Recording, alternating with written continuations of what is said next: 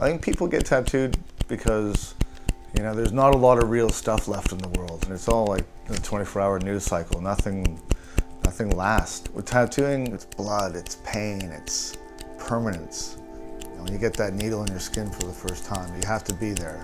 You can't just call it in. You have to sit there and take the pain, and then sit there and heal it, and then you got to live with the consequences of your action. Good morning. Welcome to the East West Podcast with your host, Horisumi, on this beautiful Saturday, February 3rd, 2024. Today is just me again, as my interview didn't happen due to time differences and whatnot. Difficult with trying to interview people in America, 7 a.m. here, middle of the afternoon there on a work day. Makes it difficult sometimes if something comes up. So hopefully I'll try and reschedule that one again. I do have good news though, is my tattoo mentor and friend Horikashi is now visiting Australia. He landed yesterday. So we're going to try and do a podcast with him in person. I'm not really sure how we're going to do it, but we're going to try and film it, and then we'll put in the subtitles afterwards and stuff, because his English is pretty non-existent. So hopefully we'll be able to pull something like that off and give you guys a glimpse into his life and his world and his art, which is as traditional as it gets. So I don't know if you're familiar with Horikashi's work. You can check him out on Instagram. He taught me how to tattoo tabori, I'm going to say 7 years ago now. And I went to Japan a bunch of times and learned under him, and he came and worked in my studio, and the education continued here. And so since COVID, we haven't really seen each other, but now he's back. So he's doing a few weeks at the shop, and yeah, it'd be good. It'd be good to get to see what he's learned in the 4 years since I've seen him, 5 years since I've seen him. And we can exchange knowledge and ideas and tools and stuff. So I'm really looking forward to that. In other tattoo news, not a lot to report. I'm always looking for ideas to talk about and opinions to have. I have no shortage of opinions on things. At the moment, I'm trying to stay real upbeat and positive and not dwell on all the negative shit, which occasionally I fall victim to. So I'm thinking, in lieu of not having as many interviews lined up, that I might do a series on some of the Sukuden characters from the Kuniyoshi works that a lot of backpieces are based on. So I've got that lined up.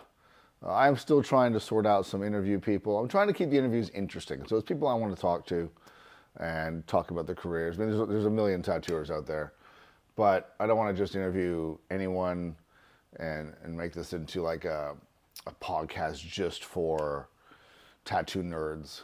I want to keep it sort of palpable to everybody and keep it interesting. So we'll see how we go in the future with that. Other than that, I've got a big year booked out. I'm taking bookings now for, I think, February, March 2025. So I've got my plate pretty full. So that's good. I don't think I'm going to do any conventions this year. I'm just happy working in the shop. The problem with conventions, is I'm just going to bring my own customers anyways. I can't really take on new clients. So I'm really just paying to work in someone else's space. And, conventions aren't cheap and stuff. And they're very distracting to work at conventions and stuff. And usually for the client, it's, if you're getting large work done, it's not the most comfortable situation. So yeah, I think I'm just going to keep it in the studio for this year. We'll see how we go. And one of the things I did want to, one of the things I did notice recently with artists and stuff is, when I used to travel a lot and guest spot for work, when I was an up-and-coming tattooer, I was really wholly, dedicated to tattooing, right? I mean, it was my, eat, sleep, breathe fucking life, right? And so if I went to some town or some country, I would take my tattoo equipment and I would work. I didn't go anywhere without my tattoo equipment, ever. And I didn't go on holidays where I couldn't work. So even if I went to Thailand for a month, I'd be working on the beach and, tattooing in my bungalow and all that kind of stuff. And I've just noticed, with some of the guest artists we've had coming through here recently, that ethos seems to maybe be a thing of the past, right? Back when I was guest artist and all that stuff was before Instagram, and it wasn't so accepted that any studio would take you, right? The guest artist thing was a little more niche, right? You had to make contact, ask if you could go, and they'd have to have a look at your work, maybe ask around about you, and and then you could come and work, kind of thing, right? So it was, you how would you put it? It was, if someone accepted you in their shop as a guest artist, it was a little bit, okay, cool, great. I feel, privileged that I can go work at that shop. And so you'd go and you'd work your fucking ass off. And, you'd come off the plane straight to the shop, straight to work. The day you were leaving, you'd work your last day and go straight to the airport. And all the guys that I was associated with at that time had the same ethos, right? And so, you rarely got to go see any of the country or the city that you were in. It was all about work and learning and making bucks and all that kind of stuff. And that's really different now, right? It's much more laid back now. People just assume you're going to, I get emails like, me and my 3 friends want to come guest spot at your shop. And I'm like, no, I don't take groups of people at my shop as guest artists. And, people want to come and they're like, I'm going to come to Sydney for 3 weeks, but I'll work at your shop for 1 week and then the shop next door to you for a week, then the shop across the street for you for a week. I was like, yeah, no, it's not going to work. Or they come and they work for, they're here for a month and they work for 2 weeks and they want 2 weeks to go sightsee and travel. And it's just very different, right? And good for them, right? Like, I missed out on seeing a lot of shit, but, I delayed gratification so that I could master my craft. Excuse me. So I could master my craft and get to where I wanted to be and where I'm still striving to get to. So I just, I don't say anything to people because, it's not my business to tell people how to live their lives. But I just point it out because that hunger and that drive in tattooing, I see it a lot less than I used to, right? And I find it fascinating. People complain about not being so busy and maybe not having clients and not being where they want to be in their career. But then I see, the lack of, dedication and effort, maybe almost a little bit of entitlement that they should be busy or they should be this or that. And it's like in any trade, right? Like I got a guy that builds, camper vans and motorhomes for a company, right? And he's a young fella. And he gets tattooed by me, so he's doing well. And and he works his fucking ass off, right? And he makes more money than the guys that have been there for 20 fucking years because he comes in early, he works hard, he stays late, he's dedicated. And obviously the employers see that and they reward him for it. And this ethos is good. These are the people that get ahead in life. And it's the same in tattooing, right? If you go the extra mile, if you come in early, you're prepared, you have drive, you dress well, you present well. And that's the other thing that a lot of tattooers, they come in sometimes, the guest artists or artists in general, and they dress like fucking hobos or I gotta know what you're thinking, man. You're dealing with the public, right? You gotta present well. I mean, I used to, before I did Tabori, I used to tattoo in a 3-piece suit with a tie, right? At least in a shirt and pants and a vest for years, right? I wanted to have a nice, present well to the client, give them a sense of that I took my job seriously.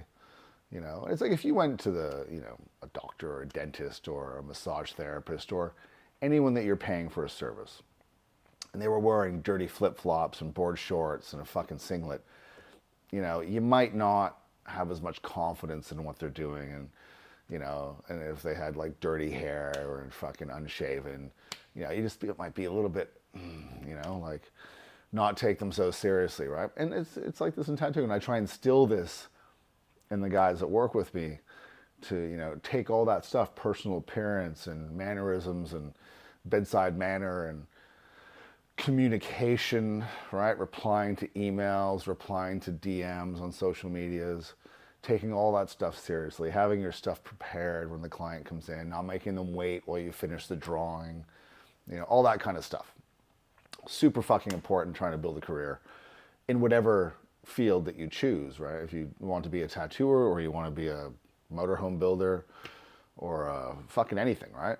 You got to put in the work, right? There is no entitlement, especially in this day and age where the economy has obviously taken a little bit of a downturn and everyone's feeling it. I mean, I'm hearing from a lot of shop owners and a lot of artists that things aren't like they used to be. I got friends that own restaurants and their sales are down. People that used to come in and, you know, they have an appetizer, a main, a dessert, a couple glasses of wine, and maybe a dessert wine. You know, they're just coming in and having a main now, right? Because things are tight.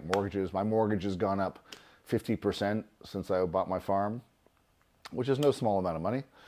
And so everyone's feeling it, right? And so I think it's important to, in this time, give value for money and, you know, and go that extra mile and give that extra service. You know, make people feel like you want to earn their money. You know, I think that's important, you know, and it makes a difference. And that's, you know, that's one of the things with my shop. I've had it for 10 years now. This is going to be my 11th year of having the studio, is always having that personal touch and going the extra mile for the client, whether it's my client or someone else's client in the studio. I really try to instill that idea into people's heads that business culture comes from the top.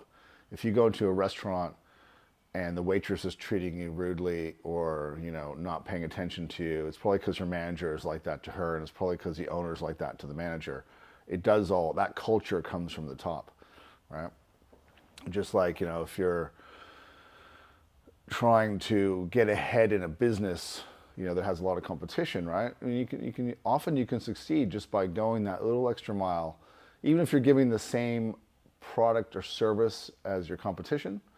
Just that little extra mile of service and human touch will make the difference, right? And it's no different in tattooing. But for you young tattooers out there that are trying to get ahead, work hard, man. There'll be plenty of time to holiday when you're older, plenty of time to sightsee when you're successful. You know, put the partying behind. I mean, the worst thing I did was waste a lot of my years partying. I wish I would have had kids sooner. I've got 3 kids now. I'm done having kids for the most part. But, you know, I spent a lot of my time partying in my 30s and 20s and, you know, just wasted decades. I wish I would have, you know, the one upside to that is that I still worked hard and even though I partied hard, I worked hard and I grinded and I put my effort in and I focused my whole life on tattooing. Yeah, so there was that. It wasn't completely wasted in that sense. But, you know, there are things that you can cut from your life to make yourself more successful. And the partying and the drinking is definitely one of them. So with that, I will leave you. I will let you know hopefully soon if I get to find a way to do a podcast in person with someone who doesn't speak English. We'll find a way. We'll make it happen. And even if it's just an interview where I give them preset questions and then I translate the answers afterwards, something like that. And hopefully I'll have a little series on some of the Suikoden characters coming up soon. And yeah, look, I'm still taking new clients. It's just a wait, right? So if you want to get on the consult list or the wait list for the consult, you can send me an email at horisumi.com and we can start the ball rolling like that. I'm doing consults about 6 months from now. And then I'd probably be starting your tattoo about 12 months after that. All right, guys. Have a great weekend. Well, it's Saturday, so have a great weekend, what's left of it. And I'll see you guys soon, all right? Have a good one. Ciao, ciao.